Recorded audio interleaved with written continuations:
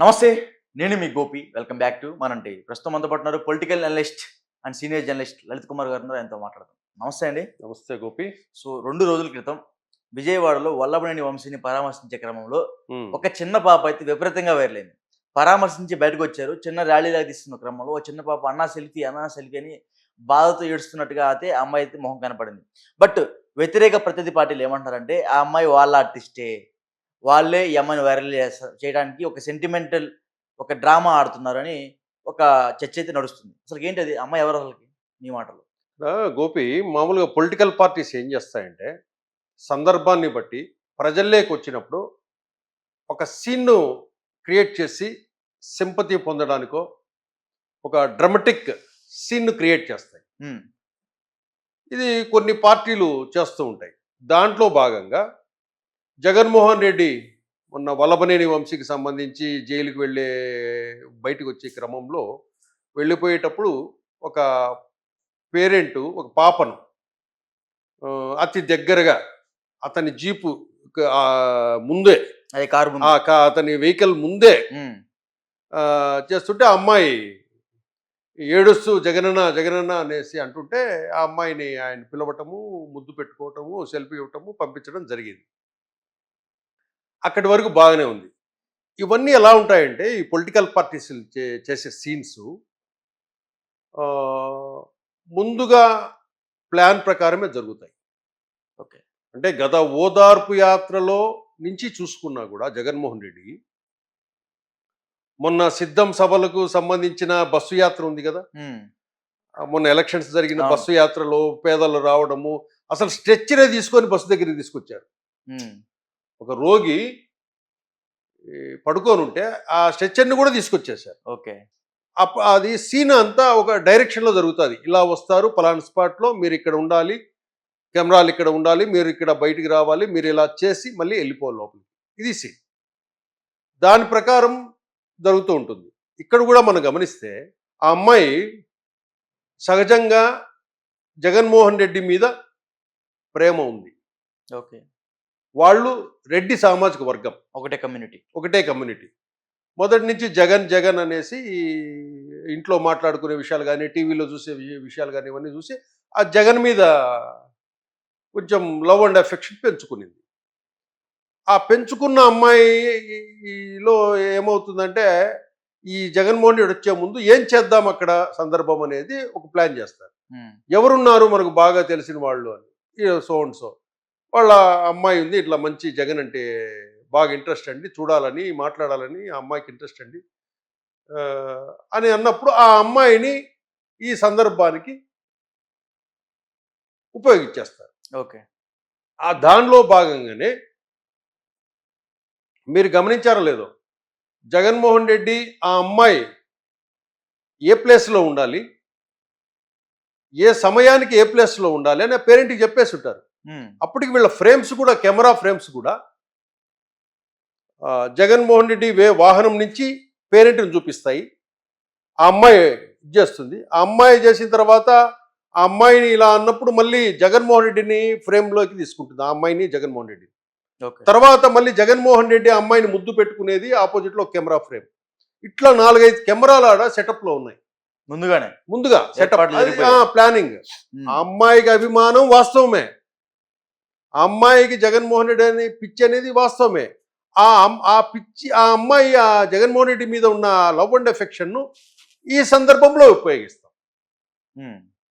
అని ప్రతి మీటింగ్కు, ప్రతి పర్యటనలో ఏదో ఒకటి ఇలాంటి క్రియేట్ చేస్తుంటారు. క్రియేట్ చేసేలో భాగంగా ఈ విధంగా జరిగింది. అది క్లియర్ కట్గా ఈ మీడియా మీద అవగాహన ఉన్న వాళ్ళకి ఆ ఫ్రేమ్స్ చూస్తే అర్థమవుద్ది. సూపర్. అవును.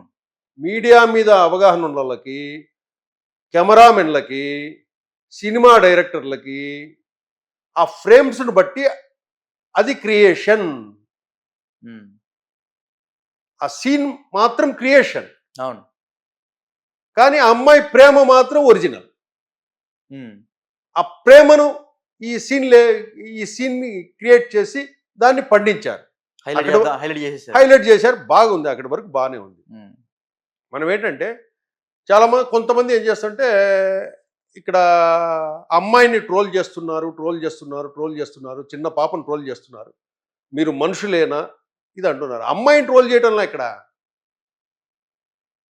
జగన్మోహన్ రెడ్డి వాళ్ళ టీం చేసిన వర్క్ ఏదైతే ఉందో దాన్ని ట్రోల్ చేస్తున్నారు. ఇక్కడ ఇంకో విషయం వచ్చేసరికి అక్కడి వరకు వచ్చింది, అక్కడ వదిలేస్తే బాగుండేది. ఆ అమ్మాయిని ముద్దు పెట్టేశాడు, వాళ్ళ పేరెంట్కి ఇచ్చేశాడు, వెళ్ళిపోయారు. కానీ తదుపరి కథ నడిచింది ఏంటి, జగన్మోహన్ రెడ్డికి సంబంధించిన మీడియా ఆ అమ్మాయిని పక్కకు తీసుకొచ్చి నింపాదిగా మైకు పెట్టి పెడితే గడగడ అమ్మ ఒడి 15,000 రావడం లేదు, కష్టంగా ఉంది అంటే ఇవన్నీ చూసిన వాళ్ళకి ఏంటి, ముందుగానే ఈ అమ్మాయికి సీన్ అంతా స్క్రిప్ట్ అంతా చెప్పేసి ఉంటారు.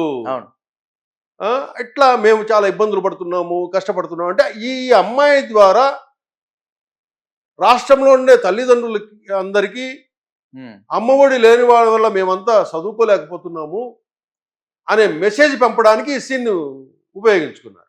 అంటే 2 పనులు జరిగాయి ఇక్కడ. పిల్లల్లో జగనన్నంటే ఎంత ప్రేమ చూశారా అనేది విషయం ఒకటి. నెక్స్ట్ అమ్మఒడి రాకుండా రాలేక ఎంత ఇబ్బందులు పడుతున్నారు అనే మెసేజ్ పంపించడానికి. వాస్తవంగా ఈ అమ్మఒడి అనే కార్యక్రమానికి సంబంధించిన పథకం ఏదైతే ఉందో కూటమికి సంబంధించి అది ఈ అకాడమిక్ కేర్ నుంచి మొదలు పెడతారు. తల్లికి వందనం అని పెట్టారు. తల్లికి వందనమని ఇప్పుడు అకాడమిక్ కేర్ స్టార్ట్ కావాలి. ఈ లోపల ఈ ఇష్యూలో దాన్ని కలిపేసి ఆ విధంగా చేసుకొచ్చారు. ఆ అమ్మాయి ఎప్పుడైతే సహజంగా పాపం ఆ అమ్మాయికి తెలియదు, అది మీరు వాళ్ళు పేరెంట్స్ అన్న చెప్పు ఉండాలా. కాకపోతే పేరెంట్స్ కూడా వైసీపీ పార్టీ అయినప్పుడు పేరెంట్స్ సమ్మతంతోనే ఇవన్నీ జరిగి ఉంటాయి. తర్వాత మైక్ పెట్టేసరి ఆ అమ్మాయి వచ్చేసింది. మళ్ళీ తర్వాత మైక్ తీసుకొని వాళ్ళ ఇంటికి వెళ్ళారు.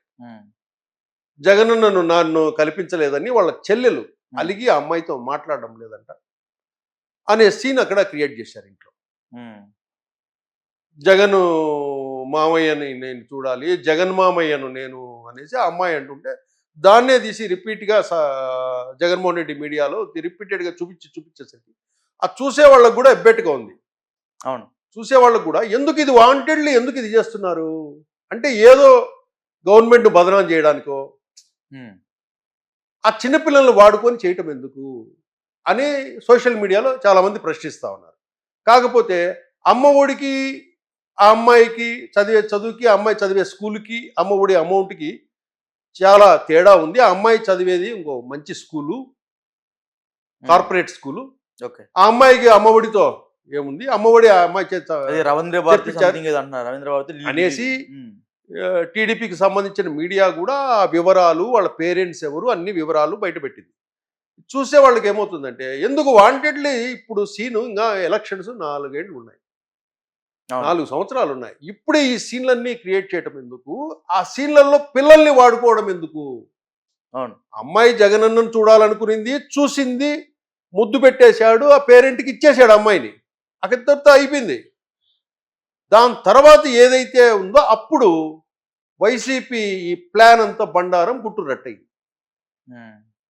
దీంతో కొంతమంది అయ్యో పాపం చిన్న అమ్మాయిని మీరు ట్రోల్ చేస్తారా, చిన్న పాపను ట్రోల్ చేస్తారా అంటే అమ్మాయిని వాడేసింది మీరు. ఫస్ట్ ఆ సీన్కు ఆర్టిస్ట్గా వాడారు. ఇప్పుడు ఆ అమ్మాయిని వాడారు కాబట్టి కొంతమంది సోషల్ మీడియాలో ఉంటే కనుక టీడీపీనో జనసేనో వైసీపీనో ఈ 3 పార్టీలే కాదు సోషల్ మీడియాలో ఉండేది.